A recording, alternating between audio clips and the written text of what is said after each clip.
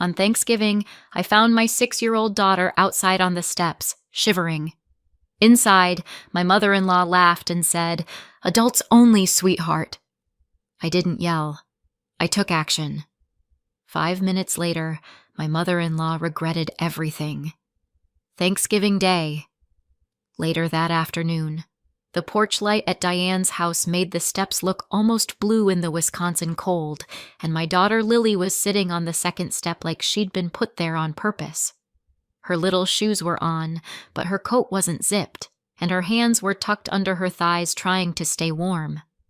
"Mom," she said, and her voice had that tight, small sound she gets when she's trying not to cry. I scooped her up and felt how cold her cheeks were. Through the back glass storm door, I could see the living room packed with adults holding wine glasses, laughing like it was a sitcom. I carried Lily back inside on my hip, and Diane actually smiled wider. "See?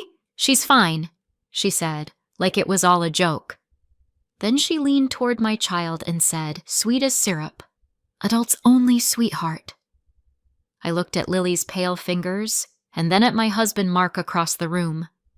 I pulled Lily's zipper up, adjusted Lily's scarf, and kissed the top of her head. Diane gave a little chuckle like I was being dramatic.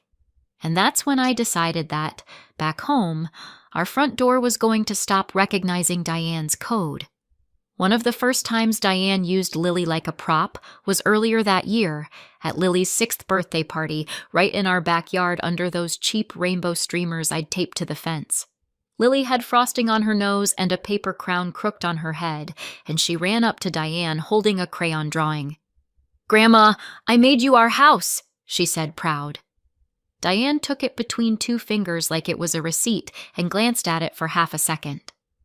"That's nice," she said, already turning away.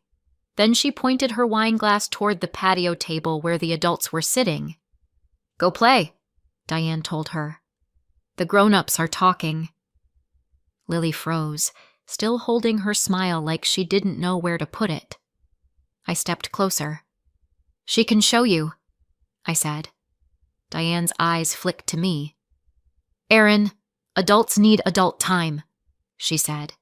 And then she added, quieter, "Don't make it weird." Mark laughed too hard at something his uncle said and didn't look over. Lily slowly lowered her drawing and walked back toward the swing set by herself, like she'd learned not to take up space.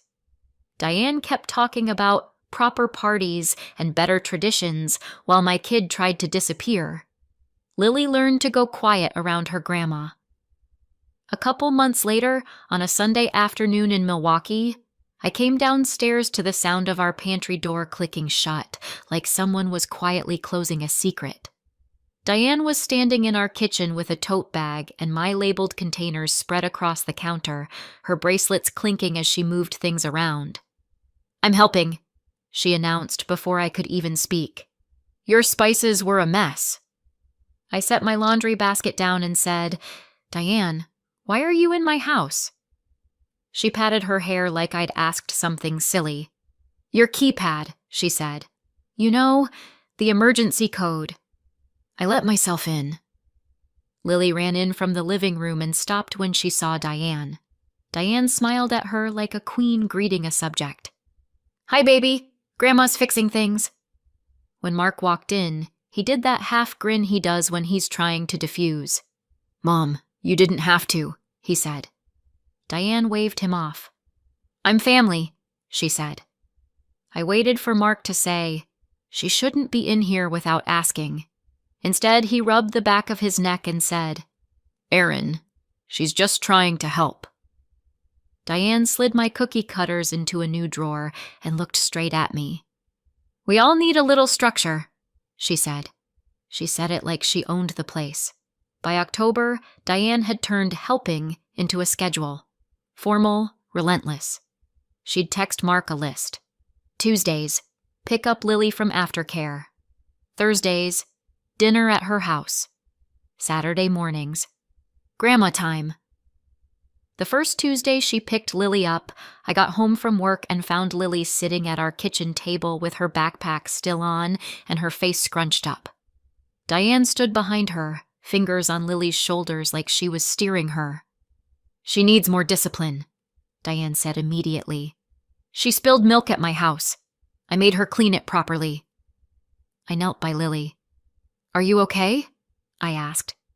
Lily glanced at Diane before she answered, which told me everything. "I'm okay," she whispered. Mark came in carrying grocery bags and said, "Mom, thanks for grabbing her." Diane smiled. "Of course. She needs consistency." I said, "We didn't talk about you picking her up today." Diane's eyes sharpened. "I'm on the list," she replied. I asked Mark. Mark set the bags down and gave me that look, the one that says, "Please don't start." Diane kissed Lily's head and said, "Next time, you'll remember your manners, right?" Lily nodded fast. Diane loved rules when she wrote them. The next morning, I called St. Bridget's aftercare program, and the woman at the front desk sounded confused. "Yes, your mother-in-law is authorized," she said. "She's been on the pickup form since last year." I held the phone tighter. "Since last year?" I asked. "I filled out that form." The woman hesitated. "We have a signature from Mark," she said. "Please remove her," I said. The woman hesitated. "I can't do it over the phone," she said. "We need an updated form, both parents." I didn't yell. I didn't even raise my voice. I walked into our living room where Mark was tying his tie and said, "Did you put your mom on Lily's pickup list?" He blinked like he didn't understand why it mattered. "It's just for emergencies," he said. "She asked. It seemed harmless." I said, "It's not harmless if she uses it whenever she wants." Mark sighed. "Aaron, it's my mom. She wants to feel included." I stared at him until he looked away. Later that day, Diane texted me a smiley face and, "Glad I could help with Lily." I didn't respond. She didn't need permission. She needed proximity. I should have fixed the aftercare form that week, but Mark kept pushing it off. Next week, after things calmed down. And I let it sit. By the week before Thanksgiving, Diane was sending long texts like she was running a corporate retreat. "Dinner at 2:00, she wrote in the family group chat. "Appetizers at 1:00, football at 12:00. No kids in the living room during adult conversation. Bring slippers. No outside toys." She ended it with a turkey emoji, like that made it cute. I sat on our couch with my phone in my hand while Lily colored on the coffee table. "No kids in the living room?" I said out loud. Mark glanced over. "It's her house," he said, like that settled it. I typed, "Can Lily stay in the living room with us? It's going to be cold." Diane responded almost instantly. "She'll be fine. Kids need to learn boundaries. Adults need adult time." I looked at Lily, who was humming to herself, coloring a family of stick figures holding hands. My jaw went tight for a second. Then I did what I'd been doing for years. I swallowed it and wrote, "Okay." The word adults sat there like a warning. Thanksgiving morning, Diane didn't even wait for us to leave before she appeared in our kitchen. I was pulling the pie out of the oven when the keypad beeped at the front door. 2 quick chirps that meant correct code. Lily ran toward the hallway yelling, "Grandma!"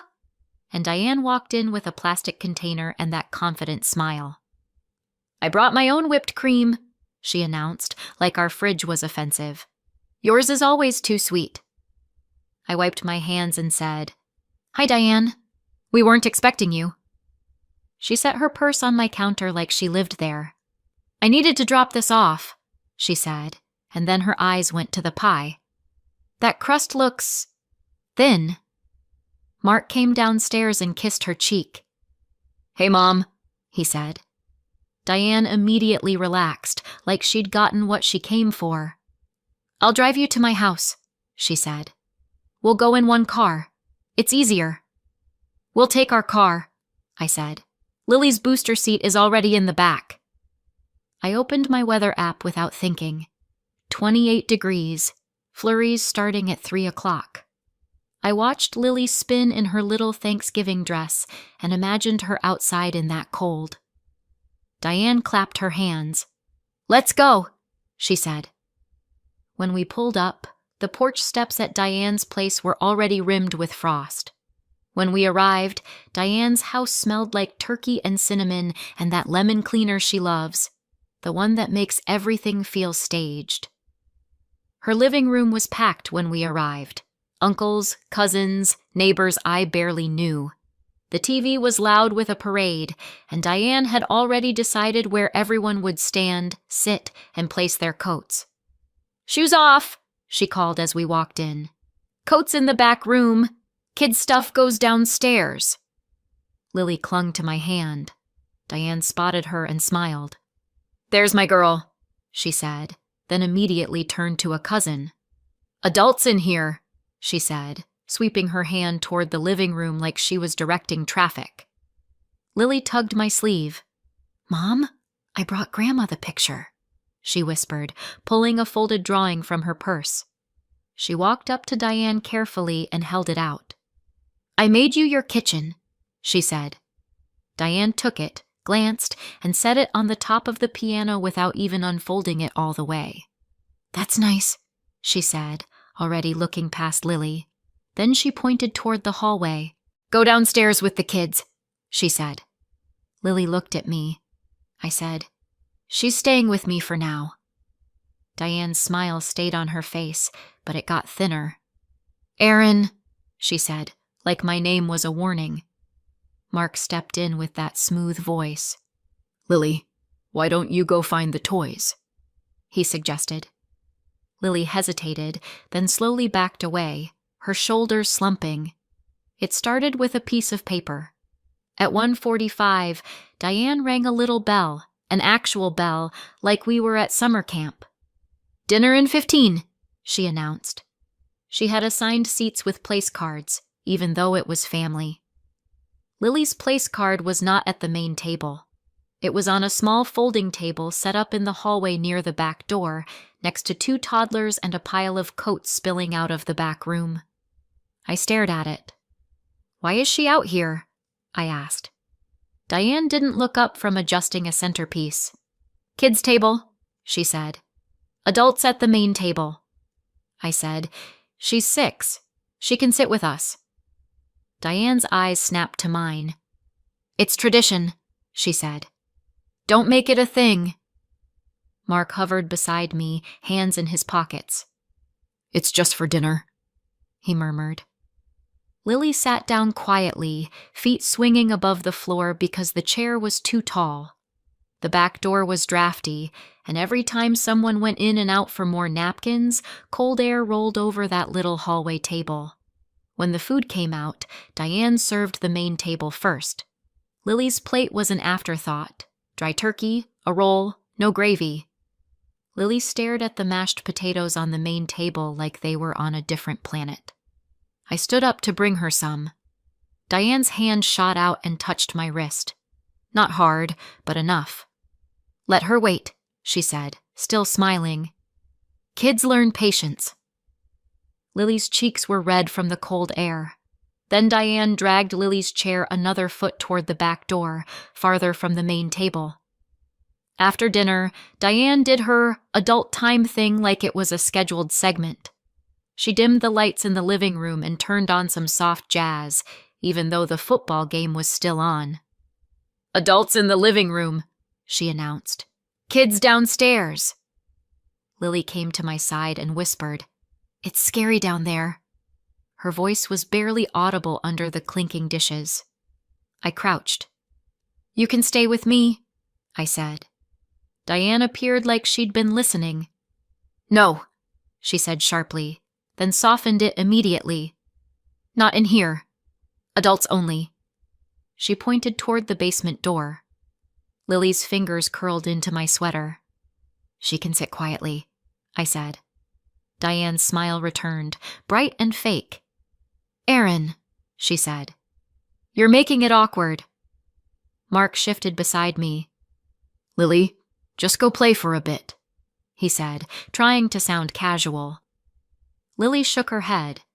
Diane tilted her head and looked down at my kid. "If you can't follow the rules," she said, "you can sit outside for a minute and cool off." She opened the back door like it was nothing, like sending a child outside in November was a normal consequence. Lily looked at me again. One last check. For one stunned second, my body didn't move. I started to say something, but someone laughed loudly in the living room, and Diane was already ushering Lily toward the back door. I turned, and Lily was gone. I noticed the silence first. It wasn't that the house got quiet. It didn't. It was that Lily's little background noises were gone. No humming, no toy clacking, no tiny footsteps. The back door was cracked open. "Lily?" I called. No answer. Cold air rolled in like the house had exhaled. Through the window, I saw her on the steps, shoulders hunched, hands tucked under her legs. I didn't know if it had been 30 seconds or 3 minutes, but she was already shaking. Behind me, Mark was at the glass too, staring at her like he couldn't make his brain accept it. I yanked the door open and stepped onto the porch in my socks, the cold biting right through. "Baby," I said, and Lily looked up with that tight face again.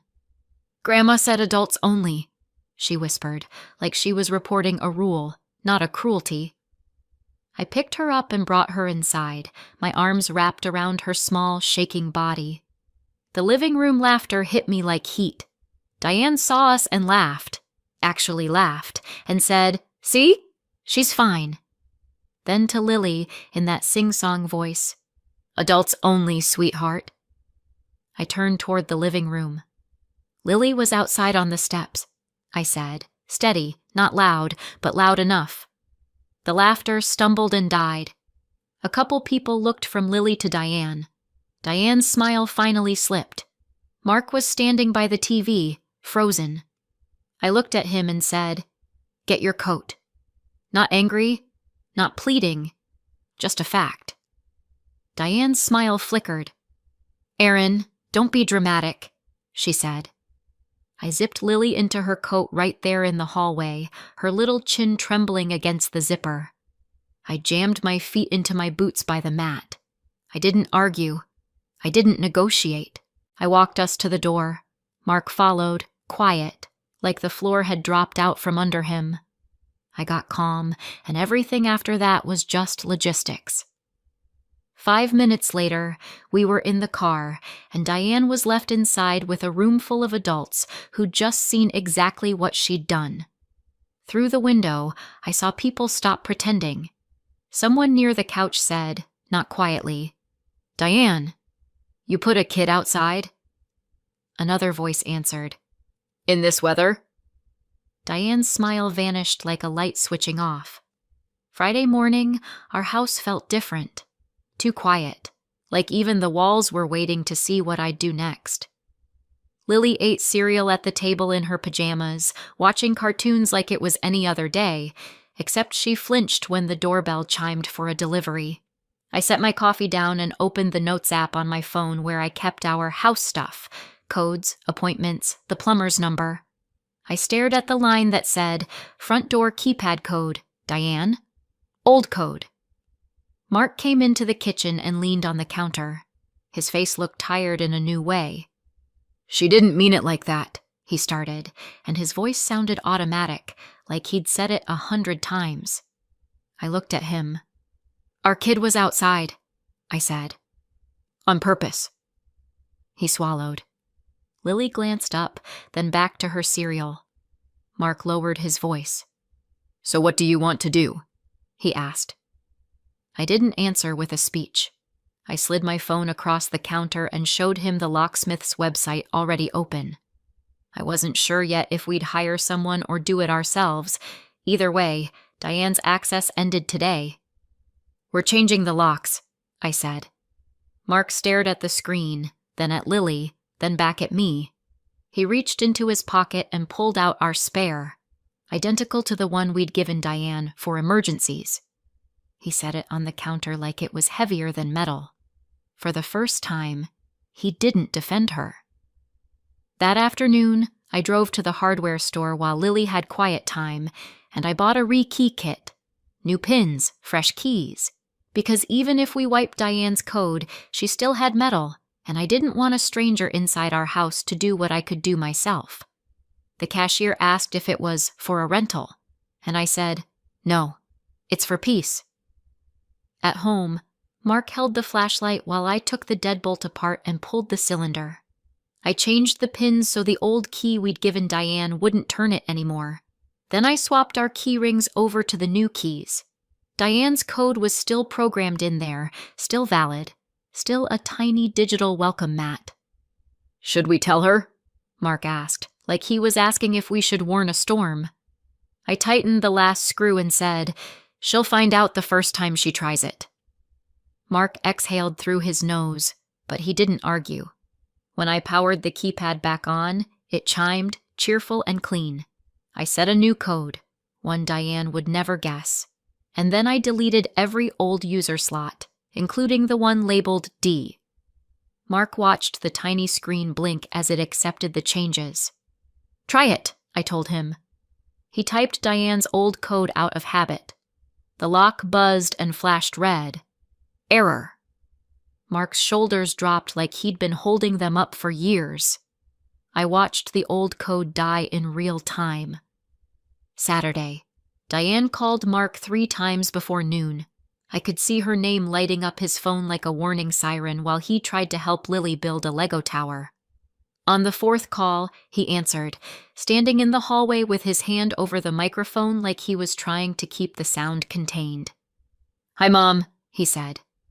Diane's voice came through loud anyway. "Why did you leave?" she demanded. "You embarrassed me." Mark glanced at me, then back down the hallway where Lily was stacking bricks. "We left because Lily was outside," he said carefully. Diane scoffed. "Oh, please. She was fine. Kids get cold for 2 minutes and live." Mark's jaw tightened. "Don't do that again," he said. Silence. Then Diane, calmer. "I'm coming by Monday to drop off leftovers and a little gift. I'll let myself in." Mark swallowed. "No," he said. "Text first. We'll meet you at the door." Diane laughed like it was cute. "Mark," she said, "I'm your mother." Mark's voice was quiet. "And Lily's my daughter." Diane wasn't asking. She was auditing. Sunday evening, I took Lily to the little park by Lake Michigan, where the wind always makes your eyes water, even when you're bundled up. We got hot chocolate from the corner cafe afterward, and Lily held the cup with both hands like it was a hand warmer. "Are we going to Grandma's again?" she asked, staring at the whipped cream. I kept my voice light. "Not for a while," I said. "Our house is the safe house." Lily nodded like that made sense. "Can we make our own Thanksgiving next time?" she asked. "With pancakes?" I smiled.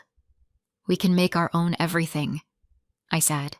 That night, I set my phone on the nightstand and turned the ringer up because I wanted to see whatever came next instead of being surprised by it.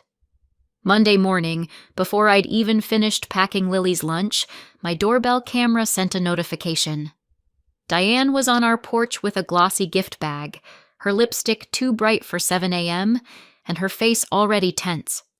She punched the keypad once, then again.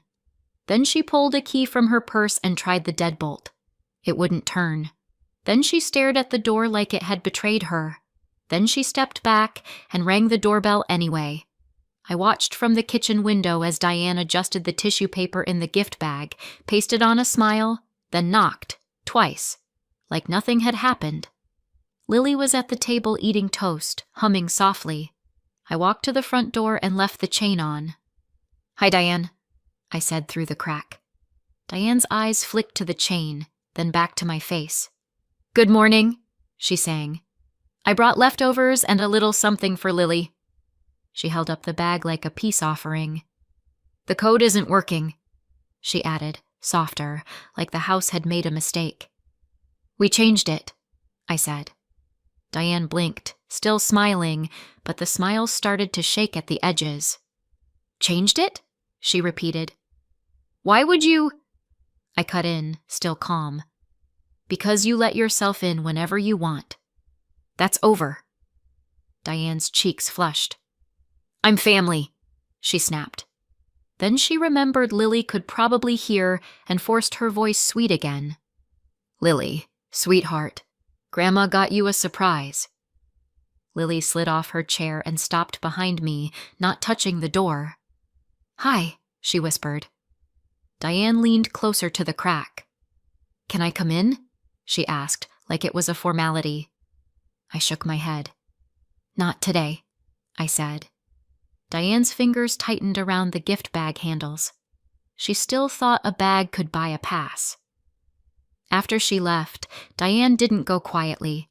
She texted Mark a wall of messages. How I'd overreacted, how I'd poisoned him, how children don't belong in adult spaces. Mark sat on the couch with his phone in his hand, reading in silence. Lily played on the rug with her dolls, lining them up like a little audience. Finally, Mark typed one sentence and showed it to me before he hit send. It said, "You put Lily outside in the cold. You don't have our door code anymore. Do not come over without permission." Diane replied instantly, "I did not. Aaron is twisting things." Mark stared at that and then typed again. "I saw her on the steps. Don't lie to me." He hit send. There was a pause. Real pause. Like Diane didn't know what to do when the usual script stopped working. Then, "I was teaching her respect." Mark's thumb hovered. He didn't write a paragraph. He wrote, "Respect is not freezing on a porch. We'll reach out when we're ready." He set the phone down like he was done touching something dirty. Lily looked up and said, "Is Grandma mad?" Mark swallowed and said, "Grandma made a bad choice." He finally said the sentence out loud. By Tuesday, Diane had recruited an audience. My sister-in-law Kelsey called me while I was loading the dishwasher, her voice careful like she was walking across ice. "So, what happened?" she asked. "Mom says you locked her out and you're withholding Lily." I dried my hands and said, "Lily was outside in the cold because Diane wanted adults only. We changed our locks. That's it." Kelsey went quiet. "Outside?" she repeated. "On the porch?" I didn't add emotion. I didn't need to. "Yes," I said. "In November. In Milwaukee. Shoes on. Coat unzipped." Kelsey exhaled. "Okay," she said, and the words sounded like a door closing. Before she hung up, she said, "She's been calling me nonstop. She wants me to come with her and talk to you." Later that afternoon, Mark's dad, Tom, who usually kept his distance from Diane's drama, stopped by with 2 coffees and stood on our porch like he wasn't sure if he was allowed to be there. I opened the door and he held the cups out like a peace treaty. "I'm not here to fix it," he said quickly. "I'm here to say, that wasn't okay." He looked past me and saw Lily peek around the corner. His face softened. "Hey, kiddo," he said gently. Lily waved, then hid again. Tom's eyes flicked to the chain lock. "Good," he said under his breath.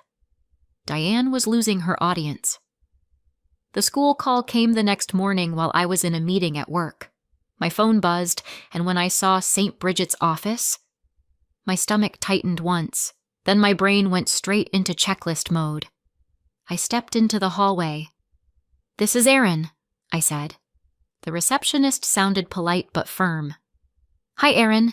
Your mother-in-law is here," she said. "She says she's picking Lily up early for a surprise lunch." I closed my eyes for half a second. "No," I said. "She is not." The receptionist lowered her voice. "She's on the authorized list," she said. "We'll need an updated form," she added, "signed by both parents." My stomach dropped because I still hadn't filed the updated pickup form. My hand tightened on the phone. She won't be after I bring the updated form in today, I said. Please keep Lily inside. Do not release her. I drove to the school so fast I didn't even turn on the radio. When I walked into the office, Diane was standing at the counter with a gift bag, smiling like she was about to win something. There you are, she said, like I was late to a plan she'd made. I didn't raise my voice. I looked at the receptionist and said, Do not release Lily to Diane today. I'll be back before dismissal with the updated form signed by both parents. The receptionist nodded and slid a blank pickup form toward me. Then I looked at Diane. You don't get to show up at my child's school, I said. Diane's smile slipped. I'm her grandmother, she hissed. I leaned in and said, and I'm the person who decides who takes her home. Now she was testing doors I hadn't even thought about.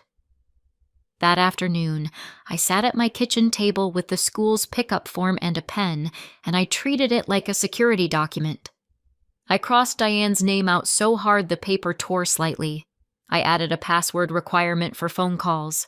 I added Mark's dad Tom and my friend Sarah as backups, people who respected no. Mark watched me write, his face tight.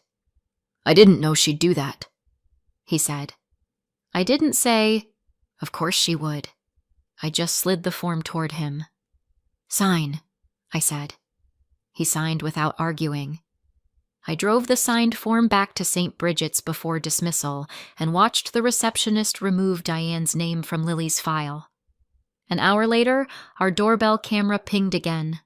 Diane was in our driveway, not carrying a bag this time, just walking around the side of the house like she was checking for a window. I watched the live feed and felt that calm settle in again, the calm that comes when you're done being negotiable. I texted Mark. She's here. Mark came home early and walked outside before she could reach the back door. I opened the front door just enough to hear. Mom, Mark said, voice low. What are you doing? Diane turned fast, caught. I thought maybe the keypad was broken, she said, too bright. Mark held his hand out. Give me the key, he said. Diane's face flashed with anger. I don't have a key, she snapped. Mark didn't move. Give me the key, he repeated, calm as ice.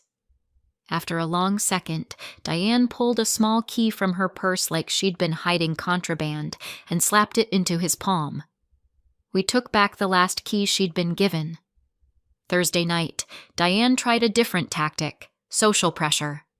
She invited half the family to her house for leftover night and texted Mark a group photo from earlier. Everyone smiling at her table, like proof of her innocence. Then, right around 6:30, our doorbell rang. When I checked the camera, Diane was on our porch again, and this time she'd brought Kelsey with her, like a witness. Kelsey looked uncomfortable, hands shoved in her pockets. Diane stood tall, chin up, wearing the same bright smile she used at church potlucks and neighborhood picnics. I didn't open the door. I spoke through the camera speaker. Hi, I said. Diane's eyes snapped to the lens. Erin, she called, like we were friends. We're here to talk like adults. I kept my tone flat. You can text, I said. Diane's smile tightened. This is ridiculous, she said, loud enough for Kelsey to hear. You're keeping my granddaughter from me. Kelsey's eyes flicked to the camera, then away. I said, Diane, you tried to pick her up from school. You're not welcome on my porch. Diane's face went stiff. Kelsey whispered something to her. Diane turned sharply and hissed back, and even through the camera I could tell she was furious. Then she looked up and said, Fine, like she was granting me something. She'd brought witnesses. It didn't work. By the time December rolled around, Diane realized she couldn't force her way in, so she tried to force Mark out.